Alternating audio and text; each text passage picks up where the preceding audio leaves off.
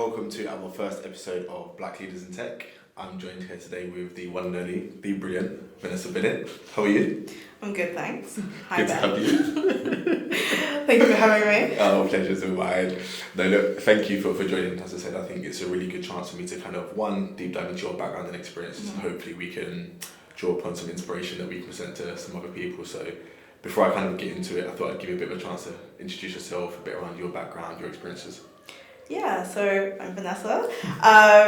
Currently Director of UX at Dye Durham, which is a legal tech business.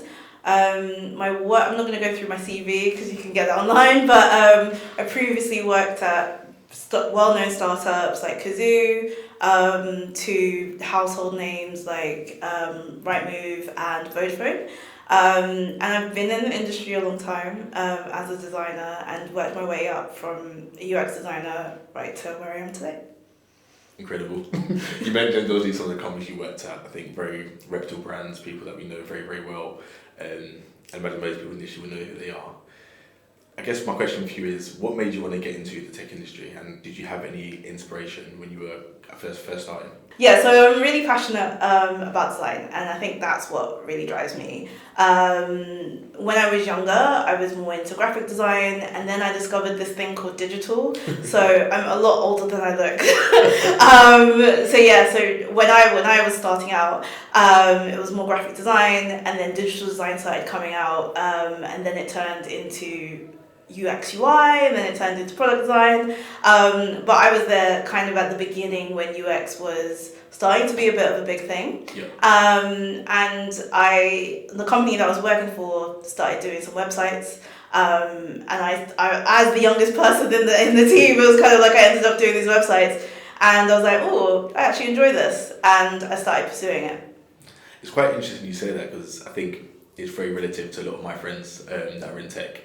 Most of them, again, from traditional African, Caribbean backgrounds and households, it's very much going down the route of, right, you must be a lawyer, you must be a doctor, maybe a civil engineer, those kind of career paths. And the ones that have actually now gone into tech, their parents are very happy because, well, they're in a good job in salary. But I think the main part is they've actually found a career path that they genuinely enjoy and they're quite passionate about. So I think when you're speaking so highly of how you kind of got into the industry and what you're doing, you can really see the passion so clear. Hopefully my friends follow suit. I mean, my mum still doesn't know what I do. Like, I remember in uni, she was just like, I don't understand what you're doing. She just thought all I was doing, because I had to do a lot of things for your coursework. So it was a lot of cutting and sticking into sketchbooks. And she was just like, I just think all you do is just cut and stick. Like, she just didn't know what I do. And she still doesn't. But I think with a lot of Caribbean parents, especially when you're at a certain age, as long as you've got a roof over your head and you can feed yourself, it's fine. So I think I'm at that stage now in my life. No, it's actually very, very true. I'm just thinking back to one of my best friends who's European as well. He's going through the exact same thing. It's even with my mum, when I told her to recruitment, she generally thought I worked in a job centre. So you can imagine her shock when I told her it's actually not that. It's a lot more like sales and target driven. She was like, I can't believe that. But it's good to kind of see how you've progressed throughout your career. Also, you mentioned some of the companies you've been at. In terms of being a black female leader, what are some of the biggest challenges that you feel you faced? I mean, it's interesting you say that, because I don't really think of myself as a black female leader. Like, I think being black and being female is part of my identity, but it's not something that I'm always thinking about. And I think I'm more conscious of it the higher I get in my career, in the career ladder, because there's less and less black people present. But I think it's a case of being in meetings and being the only female or being the only minority. I think I'm very conscious about the way I carry myself, and how I am in certain meetings. I'm not a really confrontational person anyway, but I think I am conscious of just, for some people, this might be the first interaction that they've ever had with a black person, for example, or a black female in an executive position. So I'm very conscious that that is something that precedes me. But that's what I'd say. I don't think I've actively haven't actively experienced racism. I think everyone knows that there's microaggressions. Sure. And I feel like it's just part and parcel of just work Yeah. in general. It's sad to say, but that's what I feel like it's just ignorance from some people. But I haven't experienced out and out racism in tech. Well, touch wood, you don't ever have to go through that. But I think it's good that you don't almost kind of, I guess, like subscribe to it. You don't see yourself in that bracket. You just see yourself as like normal, everyday. This is what I do. This is how I do it. And kind of leave all those other brackets to the side. Just kind of focus on what you have to do. That's quite a nice touch. I think sometimes there is a lot of stigma and energy around, right, I have to fit to this category or be this type of person, especially when you are in a working environment.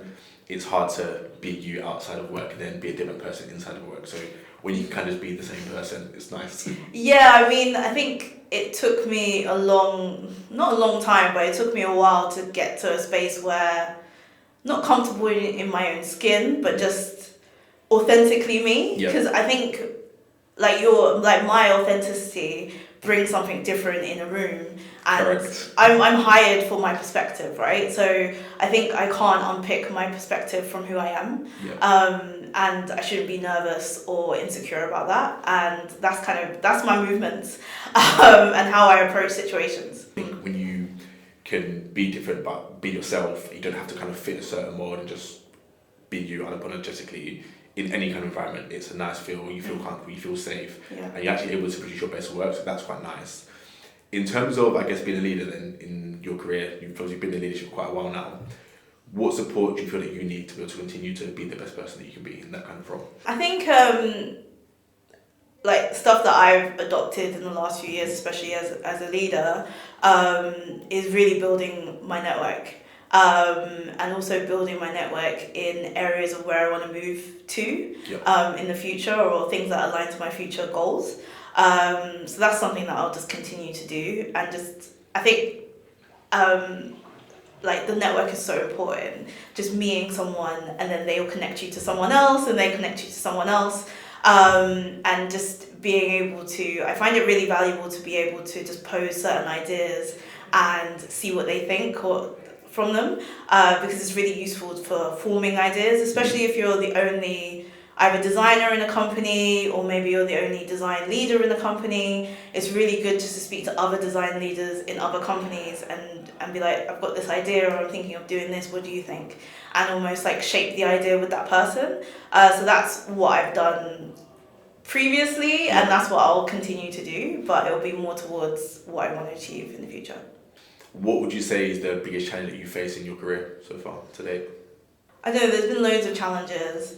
I think one of the challenges is trying to transition into either a new position or into leadership. So I think I'll probably talk about joining Kazoo actually. Because when I joined Kazoo, I was previously at a startup as a lead product designer. It was a really small kind of startup with 50 people. And then all of a sudden I'm in Kazoo, which is like crazy scaling company, 60 plus designers. It was huge. And I did really experience a bit of imposter syndrome, a bit of like, what am I doing here? What do I need to do? And I was able to almost quickly find my feet. I think that's where I worked out that actually when you're in a role, one, you're here for a reason and they've hired you because they think you're a good fit for the company. And I think the other thing is you're able to almost shape it how you want it. So I've really spent, even in this new role that I've joined, I've spent time shaping that role, but then also asking, is this what your expectations is? Does this align to what you're thinking? And more often than not, it is. So yeah, I think I've definitely learned in the last 3 or 4 years to really just lean on my talent as a designer and my instinct. That's so good to see, and I think you mentioned there like your journey in terms of where you started, going through that transition, that different dynamic of being at a smaller scale to then getting to a much bigger organisation. That dynamic itself is such a big change, and I think when you mentioned it earlier, that imposter syndrome is like, oh my god, can I do this? Like, there's so many people and they've chosen me in a way, but also it's like you look around and you try to find people that you can maybe resonate with in terms of like resemblances and whatnot. So when you kind of get into that bracket, it's like, right, this is actually now all of me. And there's so much, I deliver a lot of pressure, can I do it? But I think you showed that you can, and I think it's testament to you where you are now in your career. You mentioned obviously now taking that next step into your journey, and it's actually just really good to see that there's people out there that we can, I guess, rely on, people that we can talk to and kind of understand what that transition looks like. Because I think, again, where I speak to so many different people within the tech industry, one of the main common themes is, oh, there's no black people in leadership positions, I never see them. There's a limit, yes, but there are some people that are in those positions, so having as much exposure to those kind of, I guess, people in those positions is very helpful. It allows people to believe that they can obviously get there and kind of share some ideas and almost act as like a mentor, if you like, right? I've seen Venessa go from here to here to here. That's the kind of career path I want to follow. I'm just going to keep tabs on her LinkedIn and stalk her, basically. See what she does. See if I message her, she will message me back. But I think that's the kind of idea, right? You see people go for that journey, you must feel, right, if they can do it, I can do it. It becomes so much more relatable. It's a lot more inspiring as opposed to, there's no one doing it, I can't do it. So credit to you for doing that, by the way. It's not for everyone. Some people like the challenge, some people just physically can't do it. I mean, I think that's part of the reason why I do a lot of speaking, or I started doing a lot of speaking last year. And just kind of working on raising my profile. I think because there's just I think there are black leaders, but they just don't have the visibility. And maybe we could go into that. But yeah, there's not that much visibility in the space of black leaders. So I've put effort in just to trying to be as visible as possible, but also bring out my thoughts of design and my experiences. Because I kind of feel like a lot of the people talking about design are the same people from the same perspectives. Yeah. And just bringing out my perspective of what I've experienced helps bring a little bit of, forgive the metaphor, colour to some of the discussions, I think. Definitely a bit of vibrancy. Yeah. But I think it's actually interesting you mentioned that point there in terms of like being a bit guarded sometimes and speaking with the same type of people all the time. And I think you mentioned it like at leadership level where there isn't such a high volume of, say, for example, people in kind of those roles, there's a tendency that when people get there, they kind of just keep to themselves and they kind of like, not so much hide information, but where they're not so visible, it's so hard to kind of network with those people and kind of put themselves out there. I guess from like your perspective, how valuable do you find being as visible? Do you feel like sometimes you need to kind of be a bit in your shell and a bit more hidden, a bit more guided, or do you feel it's more beneficial to be a bit more out there? What's kind of your take? Ooh, good question. I think there's two things. I think what you've got to remember is being a high profile black person, there's just a lot of, I guess, risk involved. You see it on TV.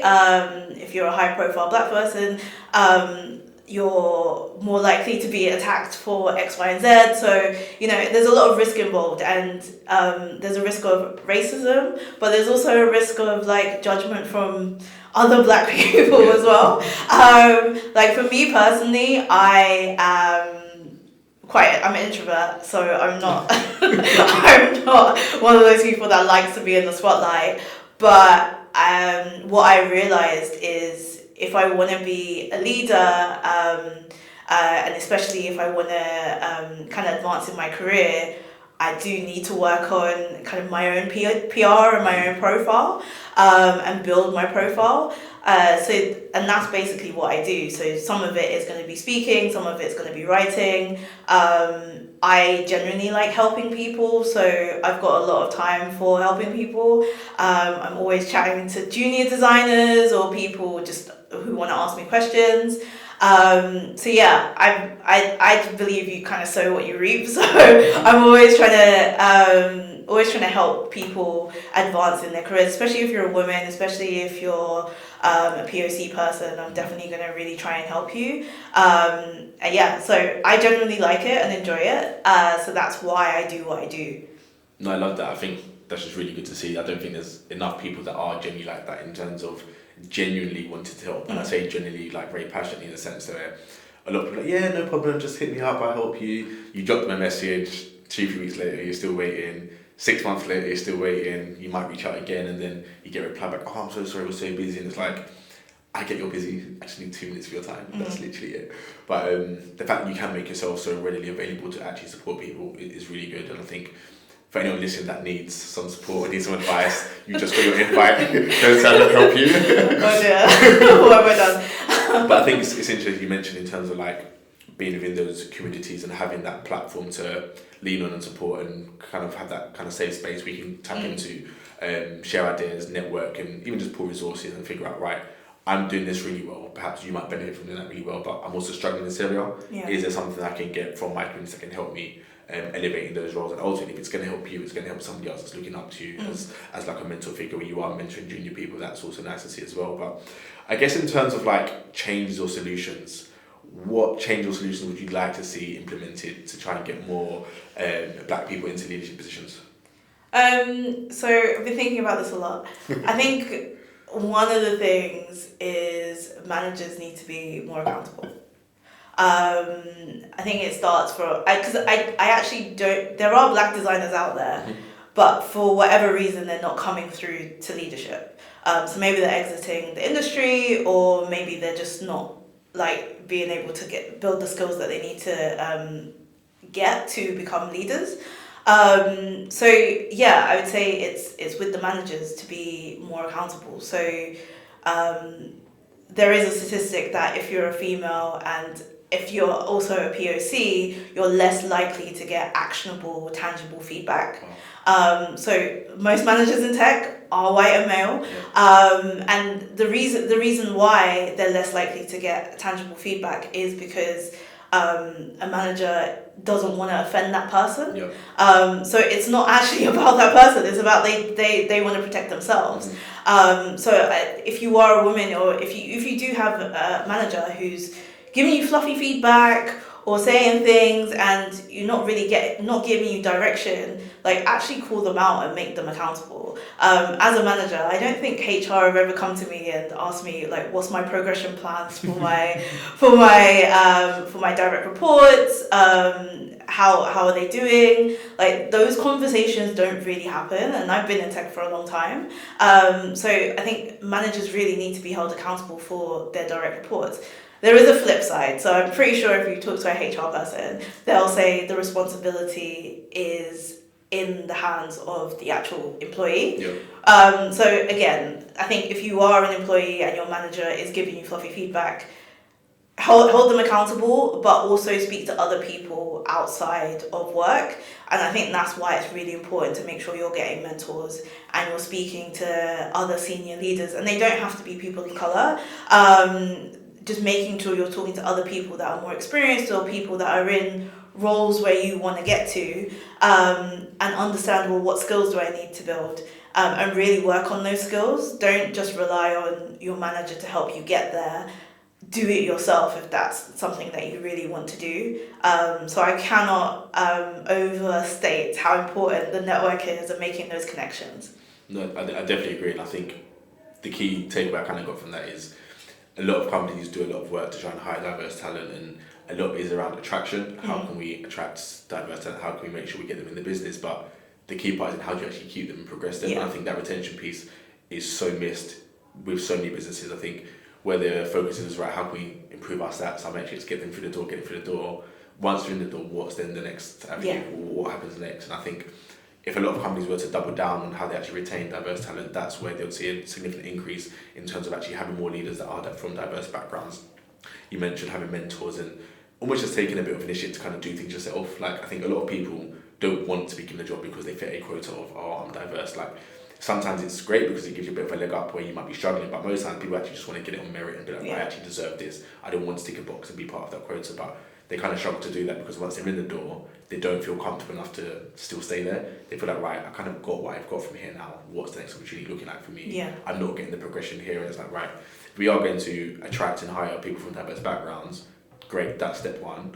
Step two, how do we actually retain the talent that we have? Three, how do we actually progress them into those roles? Again, leadership's not for everybody. Not everybody wants to be leaders. Some people might choose to stay and be individual contributors, which is completely fine. But then how do you still keep them in the business rather than, right, you don't want to be leader, out the door you go, or you just want to be leader, that progression is not available for you, out you go. So there has to be like a career path, and I think once businesses can kind of really establish what they actually want and formulate a plan, actually in terms of encouraging those people that are in the company to be part of that plan, that's when I think it changes, because again, I've spoken to quite a few people, and the way it kind of works from what they've told me, again, this is not my experience, what they've told me, they'll go into a company, they'll enjoy it for the first 6-12 months, after that they start looking at progression, too many barriers, too many blockers, they can't really progress, they start looking elsewhere, find a new job. Not many people actually go to have those conversations around, right, for me to get into this level, what is it that I need to do, what exactly am I looking for? Yeah. And I think that's where the accountability piece comes Yeah. in. Sometimes it's easier to just take the left route and just I'm going to leave and go elsewhere. So yeah, I think I'm definitely going to try and promote it as much as possible to everybody. But I think also just being like more just more like thinking about your career and where you want to go.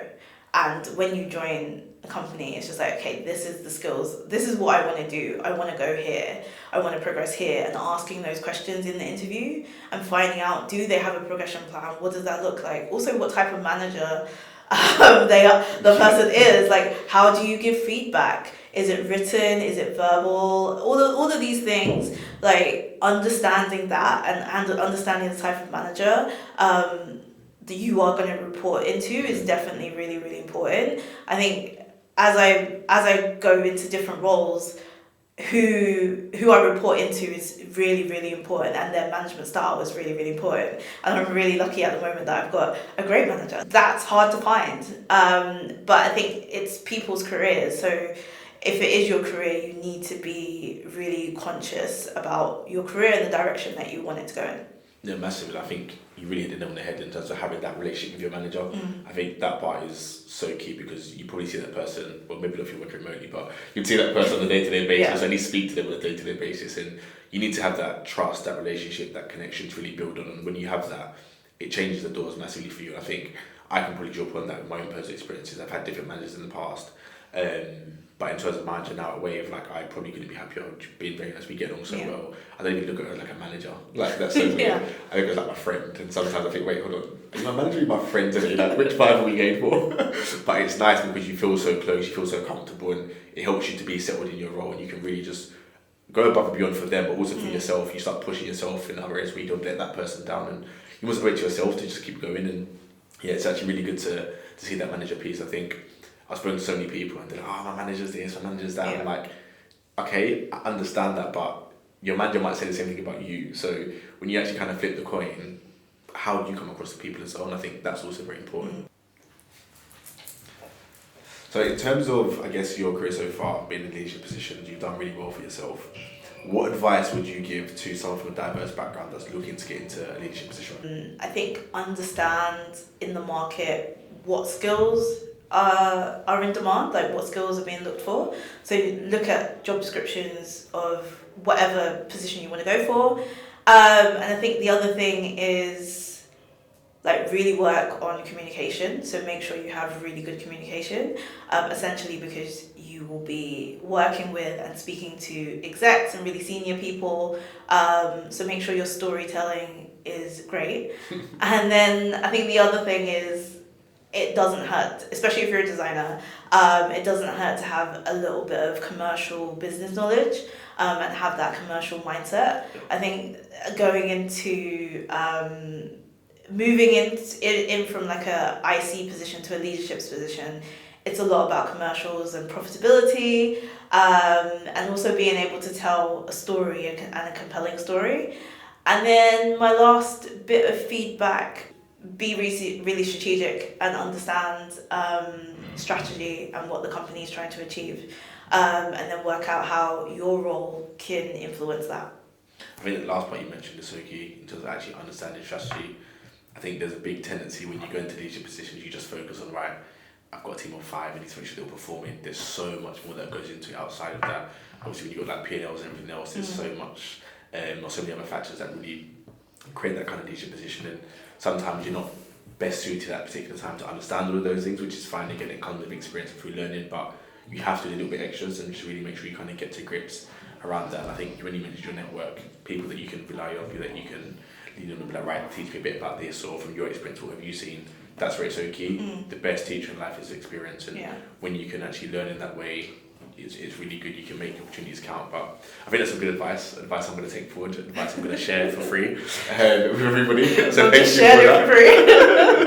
For free. But But in terms of, I guess, like some of the more positive stuff, then I think there's been a really big shift or transition towards celebrating DEI a lot more. I think around businesses in the tech industry. We try to do a lot here actively at Wave, and that's something that I've always been very passionate about, making sure we really home in on a lot of the DEI initiatives that we have, make sure that everyone's able to kind of educate and celebrate alongside with us. From your own experiences, what, I guess, experiences do you have, or what are the best ways that you've seen companies really kind of champion diversity and inclusion?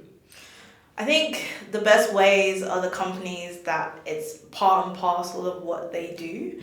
I think a lot of the time it's an initiative, or it's like this side quest that requires funding, and especially now when money is tight in a lot of businesses, that funding gets rescinded. So it needs to be part and parcel of the company.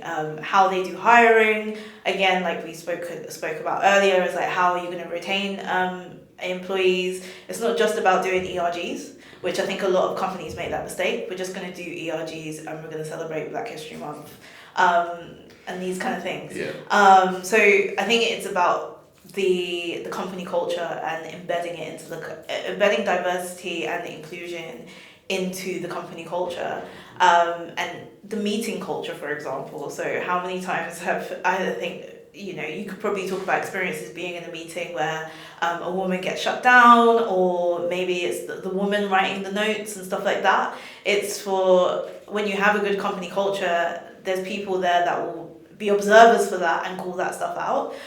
So I think that's where it works. Yeah. Like I don't really agree with DEI being a department or an initiative. Just because it just seems like a thing just to tick on the box. And changing company policies and making sure that they're inclusive.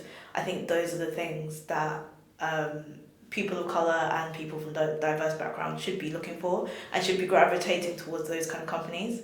I wholeheartedly agree. I think when there is such a separation or divide, and it's so obvious that, right, this is one department and this is a diversity team, it's a bit like, oh okay. Why is it not everybody from the business? And I think it's good to have specialists, because you have people that can probably take more of an active lead and contribute from a wider perspective, and then kind of bring it into the rest of the team. But when you do have the embedded vision, everyone's on the same page, everyone's pushing for the same objective, it massively really helps and changes the direction so much. I think we experienced that at Wave. Again, openly share, when I first started here, we were approaching a stage where we were hiring really well, really quickly, but we probably weren't as diverse. We then made a few changes to how we wanted to be, and again, it's come from the co-founders and it's now been embedded into the whole team. And a lot of the time people are, oh, Ben, you're the diversity. It's like, I am, but honestly it's literally the whole entire team, and I couldn't be more grateful for that. I think that's something that probably stands us out in the market in terms of how diverse we are, but also the passion, the energy, the commitment that we all have is brought in from everybody. And I think if it wasn't like that, I'd struggle here massively. Yeah, and I think it's the same for Wave. I think the thing with Wave is it's done in a natural way. It doesn't feel like, oh, we've got the one person that we're going to take a picture of and put it on our website. Like it feels part and parcel of the company culture. And I'm pretty sure when you went to the co-founders, you could say, you said X, Y, and Z, and it wasn't really a question. You weren't gaslighted or questioned about it. It was just like, okay, now we're going to change it. And I think those are the companies that, I think I'm really excited about new companies that will be coming out now, because I feel like, especially for Gen Z, they integrate this. It's like really natural. Whereas us millennials, I'm going to say us, laughing hard, I think it's not as natural. No, I definitely agree. I think I had this conversation with my sister just the other day. She's still at uni, and we're kind of going through some of the job applications she was looking to when she comes out, and I tried to push her into tech and she wasn't having it. But I think the key thing she was looking at is, with all the companies, what are their diversity initiatives, how they actually try and retain diverse talent. And she's only started to pick up on all that stuff because she hears me and I'm working from home going through these kind of questions, and she's like, it's actually interesting because when you go to apply for a job at that age, you're not thinking about how diverse is the company, you're just thinking about how much am I getting paid, what am I going to learn, can I progress? If I can, great, it ticks a few boxes. You might ask about holiday, being young, but outside of those kind of three main things, you're not looking at everything else. As you start to mature and kind of progress in your career, that's when all these things really start to matter a lot more. And I think I found that exactly the same thing. My first recruitment company, we weren't diverse at all, barely. I think there was a handful of us, if that. and that for me was a struggle. I still enjoyed most parts of the people that I worked with. It was a good environment, but I think not having that diversity aspect where I could just come in, naturally be myself and not have to kind of suffer from that imposter syndrome was a bit disheartening. But as you then move forward, you see the impact that you want to have, that you can have, and when you actually see it take shape like it has here at Wave, it's quite exciting. You want to replicate that everywhere, which is why we're having a conversation like this to try and make sure that people can actually see it can be done. We're probably doing it at a small scale, but again, you've got large corporations that they have such big budgets and such big teams for diversity, equity and inclusion, but they're probably not using it in the best way. And I think a lot of that comes down to the top, getting down, like what are our main goals, what are our priorities, what we're really trying to achieve as a collective within the business, what we're trying to promote. And sometimes it does get missed, which is a bit unfortunate, but hopefully that will change. But yeah, I think you touched upon it really well there. I wanted to ask you something a bit controversial, so we'll see how this goes. The reason why I ask again, I'll get into the question, is just I think from experience, talking personally again here, a lot of the time when things aren't always getting to plan, there tends to be an understanding of a bit of a victim mentality. And I say that in the sense of things might not be going right. It's so easy to go, oh, well, this didn't happen and that didn't happen, and because of this and because of that. But sometimes I'm of the opinion we should look at ourselves, and I say ourselves as in the community, and be like, right, as a community of, say, black people in tech, what are we doing? And I think there's a lot that's changing now. We're starting to see more groups, more organisations come into play and actually try and encourage people and support people, but are we still doing enough? Is there more we can do? So my question to you is, as a black people in tech coming from this like collective community, do you feel that sometimes we can be guilty of having that kind of victim mindset as well? No, I don't. I think there's statistics out there to probably back what their mindset is feeling. I think there's definitely some very real recent examples. I would like you to ask that question to the footballers last weekend and see what they say. So I think racism, microaggressions is a very real aspect of work and going to work, unfortunately. But I think like you can't change your skin. Like I can't change my skin color. I can't change the fact that I'm a woman. So I think it's not letting it stop you. I think sometimes, like even me personally, it's almost like it's not necessarily about being black or a woman, but there might be certain hang-ups. So I think definitely when I was a younger designer, like I had issues with being confident, and that would like hold me back. So it's almost like you have to be super delusional. If you want to be successful, you have to be so delusional that you are the best designer in the world and you are amazing at doing this thing. You might be amazing at doing icons, you might be amazing at doing presentations, whatever it is. You have to have that self-belief that you are amazing at it. And if one person tells you that you're not good at it or you don't get the job because of that, then that's just one person. There's like 6 billion people in the world. So you have to be super delusional to make it because it's so competitive, especially now. So I think it's less about internalizing like your identity and kind of saying maybe that's why I didn't get the job, because these are things that you can't really change. And more about just thinking about, okay, so how can you be really confident? How can you kind of just be the best that you can be? Me being a woman or black, and I know I have a lot of privilege because I'm a lighter skinned black woman, I don't let it kind of stop me or stop my longer term goals. I just have these goals and I'm just going to achieve them. And I'm that delusional. Like, you have to be like that, especially in tech, because it's so competitive. Bold. Love it. I think you answered that really well. Again, try to be as controversial as possible there, but no, I definitely agree to that. I think you have to be confident in what you're doing. If my mum always said, like, if you don't bang your drum, no one's going to bang it for you, basically. You have to be that person that you want to be. No one's going to spoon feed you and do everything for you. You have to be that person. And I think a lot of time we will face rejection and be told you're not good enough. When that does happen, it's a case of understanding, right, this didn't happen for this reason. What can I do to now get past it? And I think that's sometimes a barrier because we get so caught up on the negatives as to why we probably didn't get that role or this position or this didn't quite go to plan. It's easy to get caught in that lull. You can't take it personally, especially in tech. Like especially as a designer, because feedback is what you get. Like, you're going to get feedback on your designs, you're going to get feedback on, you know, maybe a presentation that you did. It's just part and parcel of working life. So like what I do and how I handle feedback is I kind of step back from it and don't take it personally and don't think that it came with malicious intent, and really think about it as objective advice. Maybe you don't agree with it, maybe there's something you can take from it, but you really can't take it personally and let it affect your confidence. And it is easier said than done. It is really hard, especially in the market, like looking for jobs right now. It's really, really hard. But you've got to make sure that your confidence doesn't get knocked. Where do you see your role progressing, and what kind of impact do you hope to have on future leaders? Good question. I think a lot of where I want to concentrate my efforts, especially in the design community, is really in that emerging, I'm calling them emerging leaders, area.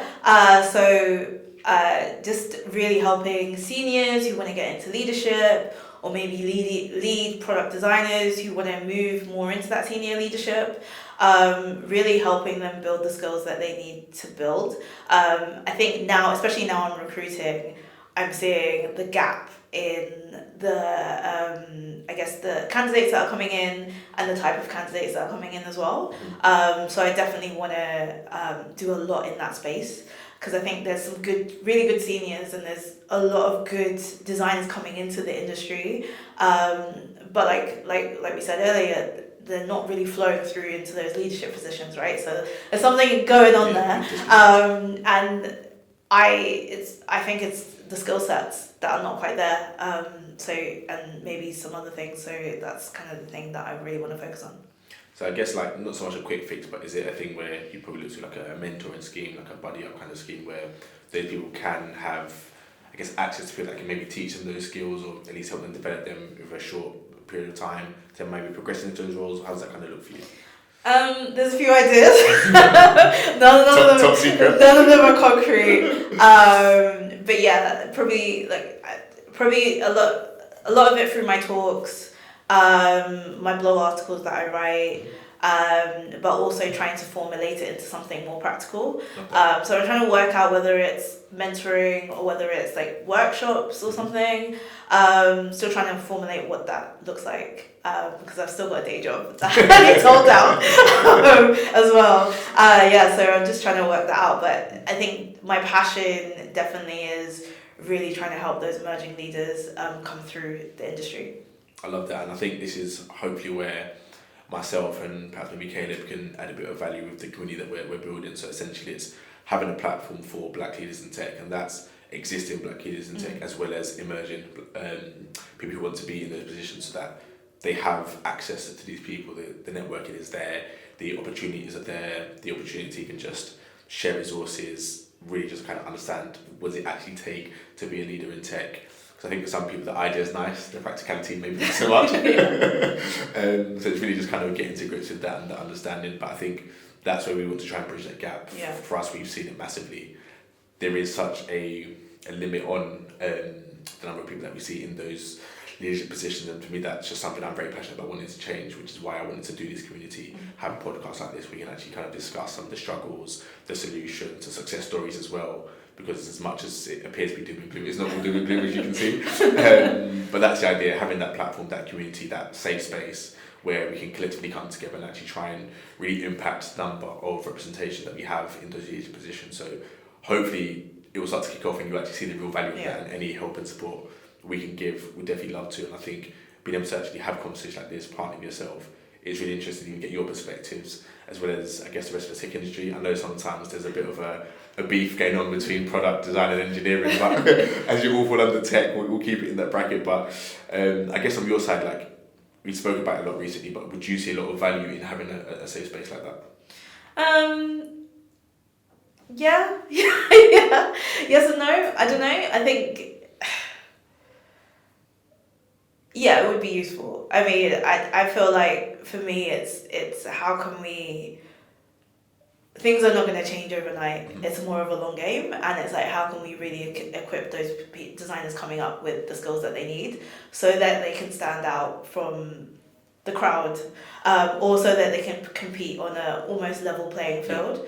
So I think it will help, and also I think it helps with the exposure of tech leaders.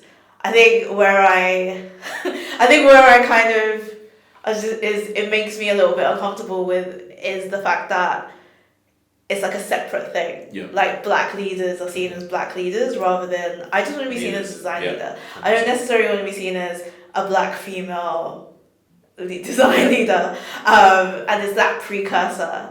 So I would love to be seen in the same kind of playing field as, you know, other design leaders in the industry. But I kind of feel like it's almost like to get exposure we have to create this black leaders area, which I guess reflects just how the way the world is. So I think that's where I'm just like... No, that's completely fair. And I think that's one of the things I tried to think about before when I was like trying to set this up. I was thinking, would people actually want to be part of that? Because it almost takes away from what you're trying to, in a sense where you just want to be leaders in tech, but we're now having to create our own bracket and now be black leaders in tech. Like, because it kind of implies by doing that, because there's two things, right?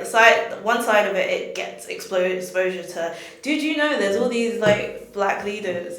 But the other side of it is like, we've created a special category just because, like, you know, you almost feel like you're not good enough. Yeah. You need to have this precursor kind of label, otherwise you won't get that exposure. Yeah. And I think that's the kind of issue we have at the moment with diversity, equity, and inclusion.